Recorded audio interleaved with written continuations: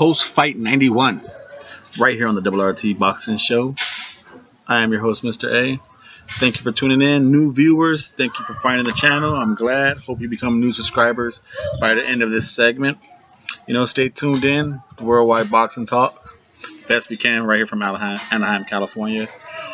Now, doing a weekend recap, between watching so much boxing, I watch a lot of boxing, so it takes me a little while to catch up on the weekend events. I try my best to do a boxing show, not just cover a few boxers. So this is the recap of Gervonta Davis winning the WBA belt that he lost on the scales.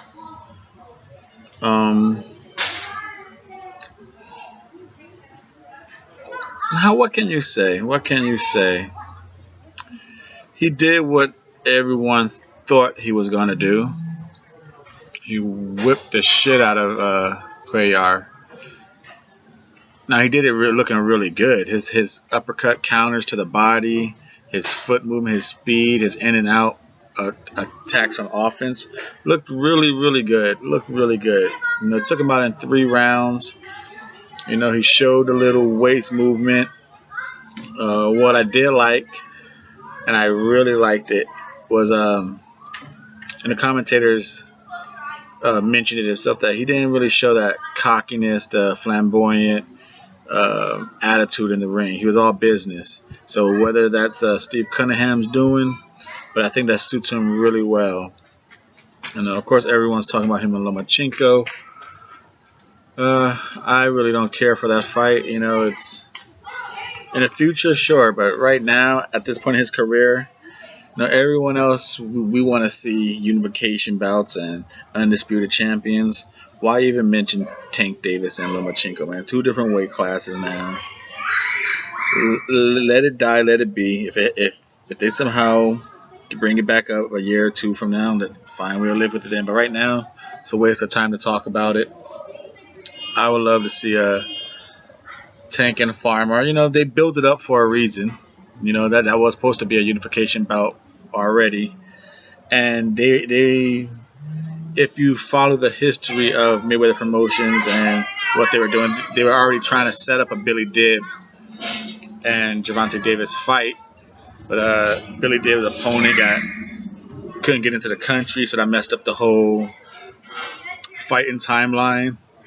Then Tank lost the belt, so their plans really got haywired and messed up. Now Farmer is fighting Dibs for the IBF belt, so that feud of Farmer and Davis is back on. Hopefully, like I said, whoever wins that vacant IBF belt was already in the works to fight Davis. Like I said, now if you hear the kids in the background, new viewers, I live in a very friendly, kid-friendly complex next to an army base. So a lot of these segments and shows, you would hear kids and you would hear army bases, army choppers flying over. Just a heads up for future episodes. If new viewers, thank you for subscribing. If you have not already, hopefully you do. To the fight itself, Cuellar couldn't do nothing. He couldn't do nothing. The fight came out. He tried to bully Gervonta Davis. He tried to use grown man strength to walk him down, but he can't. He tried to walk forward. Gervonta Davis was first. Took a half a step to either side. Counted him to the body beautifully. Ended up finishing him with body shots. Dropped him, I think, second round with a body shot. Somehow Cuellar sucked it up. Showed his manhood. Got up. Got saved by the 3rd round. He dropped him once. Too much time was left. And what Davis did do beautifully, he hurt him to the body, but he didn't. He mixed up the attack after he was hurt. So even though Cuellar knew his body was raw, he had the elbows down. Davis was going to the head, back to the body, to the head, back to the body. Punches, nice short punches. They weren't wild and loose. It was a real good performance by Gervonta Davis. He looked in shape. He looked good. But at the same time, like I said, it's what we all thought he was going to do. So anything else would have been suspect. You know, Cuellar was coming off a year layoff. He's flat-footed. He's slow. So it's good that Davis did it, but like I said, it's expected and it wasn't something fabulous. His performance was nice, crisp, smooth shots, but let's not get ahead of ourselves. Let's see what he does.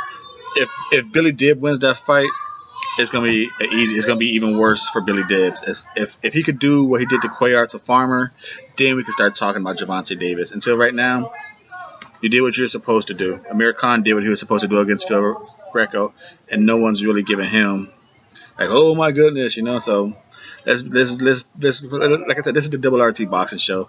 There is no bias here. There is no favorites here. Well, I have my favorite fighters, but I'm my favorite fighter got lost. Aries and Andy Lara. The subscribers already know that. New viewers.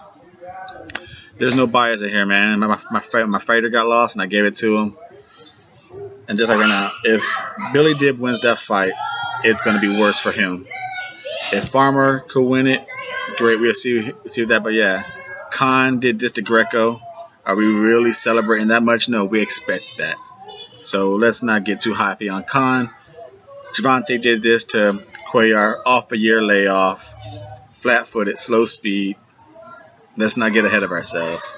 It's just good to see Gervonta Davis was crisp and sharp.